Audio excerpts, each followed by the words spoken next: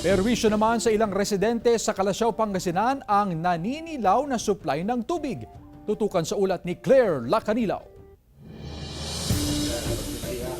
Makikita sa video ang naninilaw na tubig na lumalabas mula sa gripo sa Barangay San Vicente, Calasiao, Pangasinan. Ayon sa ilang residente, madalas na kulay dilaw ang tubig na lumalabas sa gripo. Perwisyo raw ito sa kanila dahil hindi nila magamit ang tubig sa paglalaba. Kailangan linisan naman nila yung service nila para yung mga taong gumagamit hindi naman aangal dahil ganyan magbabayad ka at saka hindi mo magagamit yung tubig, hindi perwisyo. Ayusin sana yung ng tubig para hindi maabala.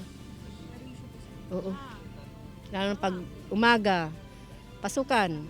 Di walang yung mga bata nagmamadali. Abala masyado. Ayon sa pamunuan ng Water for Calasiao, posible raw na epekto ito ng paglakas ng water pressure sa ilang linya ng tubig. Agad daw naaaksyonan ng problema. Tiniyak ng tanggapan na regular ang pagsasagawa ng flushing sa mga linya ng tubig sa bayan. Lumakas po ang water pressure nagmula nung natapos yung pipeline namin dito sa may Mangkok. Natapos na rin yung rehabilitation ng aming Bunlag 1 pumping station. Lumakas po ang water pressure, nagkaroon ng turbulence at nabulabog yung tubig ng yung mga buhangin na na-stuck sa mga water distribution line. Kasama si Henry Duminsil, Claire Lacanilaw, 1 North Central Luzon.